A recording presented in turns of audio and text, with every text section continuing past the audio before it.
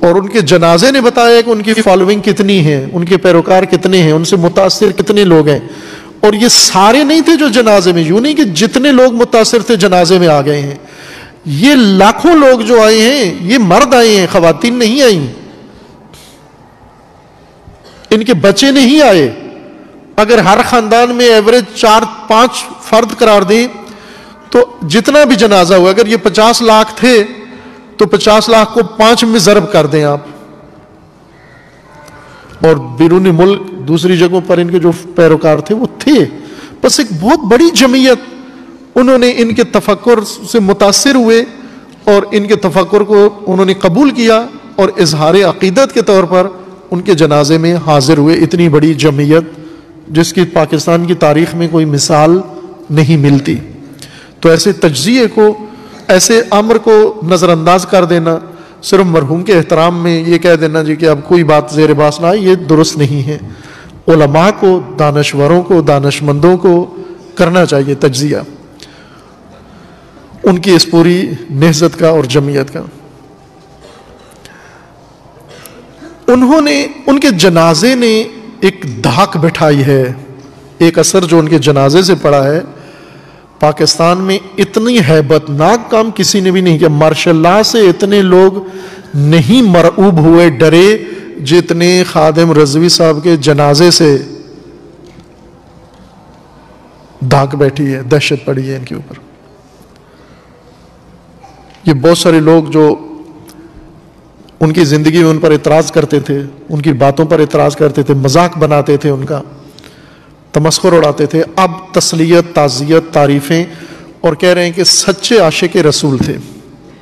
سب کے سب متفقہ اہل حدیث، جن کے بارے میں آخری موت سے چند دن پہلے انہوں نے آخری جو فرامین صادر کیے ارشادات اہل حدیث کے بارے میں، ان کی اذان کے بارے میں، انہوں نے بھی سچا عاشق رسول ان کو مانا.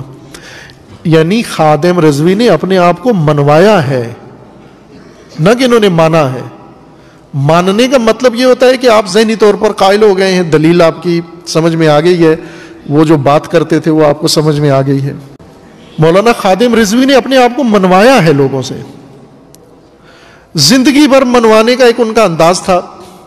یعنی لوگوں کو تڑی بھی لگا دیتے تھے، دشنام بھی دے دیتے تھے، جو منہ میں آتا کہہ دیتے تھے اور اس پہ کبھی پشیمان بھی نہیں ہوتے تھے. یہ کبھی بھی انہوں نے نہیں کہا کہ یہ میں نے جو کہا ہے یہ صحیح نہیں تھا.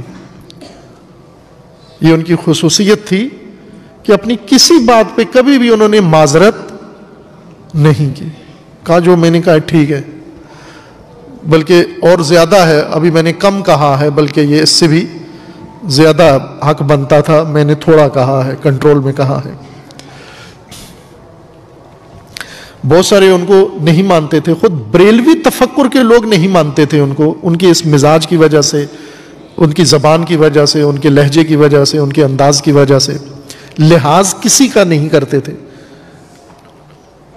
انہوں نے منوایا ہے اپنے آپ کو، اور جو چیز تقریروں سے، تڑیوں سے اور دھمکیوں سے اور جوشیلے خطاب سے نہیں منوا سکے، ان کے جنازے نے منوا دیا ہے.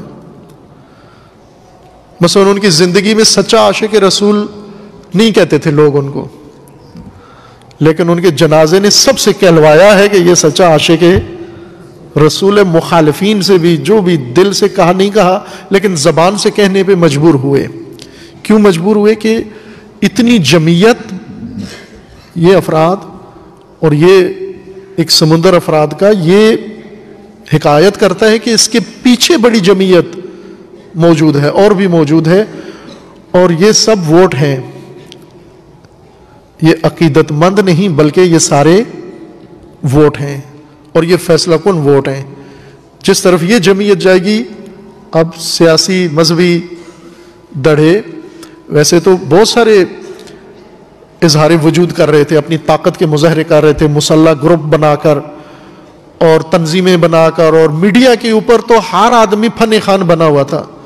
میڈیا کے اوپر جتنی مذہبی تنظیمیں اور لیڈر ہیں سارے گاما پہلوان ہیں.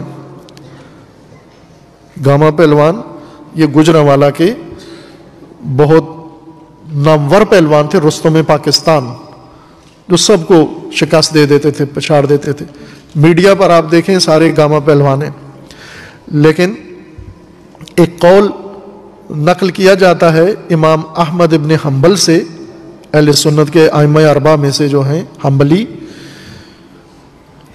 ان سے ایک قول نقل کیا جاتا ہے کہ ان کا اختلاف تھا اپنے زمانے کے علماء کے ساتھ، جس طرح آج بریلوی دیوبندی اہل حدیث ہیں اہل سنت میں، اس طرح اس وقت بھی بہت سارے ان کے دھڑے تھے اور ان میں بہت کشمکش تھی آپس میں، آج سے کہیں زیادہ تھی، تکفیر کرتے تھے، تفسیق کرتے تھے، ایک دوسرے کو بہت ناروا کہتے تھے، دشنام دیتے تھے، سب کرتے تھے اس زمانے میں۔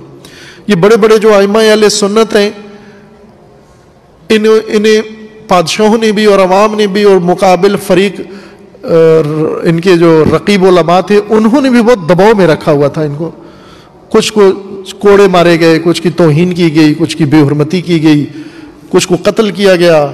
یہ تاریخ موجود ہے باقاعدہ، آپس میں فرقہ وارانہ اہل سنت کے فرقے آپس میں اس طرح سے گتھم گتھا تھے، اور اس میں ان کا یہ قول مشہور ہوا کہ انہوں نے کہا تھا کہ حق پہ کون ہے، امام احمد ابن حنبل نے کہا کہ حق پہ کون ہے، یہ جنازے ہمارے جنازے بتائیں گے۔ ابھی تمہارے پاس بندوقیں ہیں، تلواریں ہیں، خنجر ہیں، خنجر سے پتہ نہیں چلے گا حق پہ کون ہے، جنازوں میں پتہ چلے گا حق پہ کون ہے۔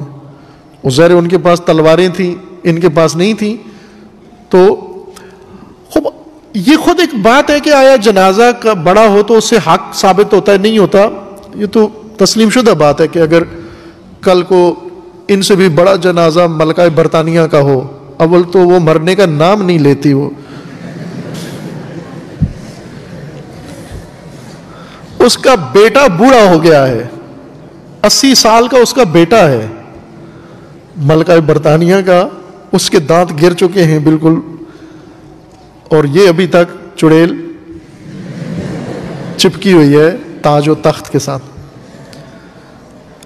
مثلا کل کو یہ مرتی ہے، اس کا جنازہ بہت بڑا ہوتا ہے، یا کوئی اور اس طرح کا جنازہ بہت بڑا ہوتا ہے، تو وہ دلیل نہیں ہوتی حق نہ حق، جمعیت اکثریت نہیں ہوتی، لیکن یہ ان کا قول تھا کہ حق پہ کون ہے، یہ ہمارے جنازے بتائیں گے۔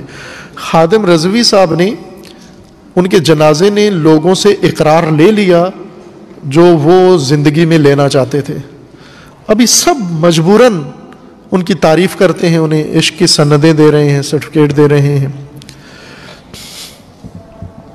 انہیں ڈر گئے ہیں۔ میں سیدھا کہوں کہ ان کے جنازے سے سارے ڈر گئے ہیں، سب ڈر گئے، میڈیا ڈر گیا ہے، سیاستدان ڈر گئے ہیں، حکومت ڈر گئی ہے، اور مسالک، مذہبی مسالک اور ان کی لیڈرشپ ڈر گئی ہے ان کے جنازے سے۔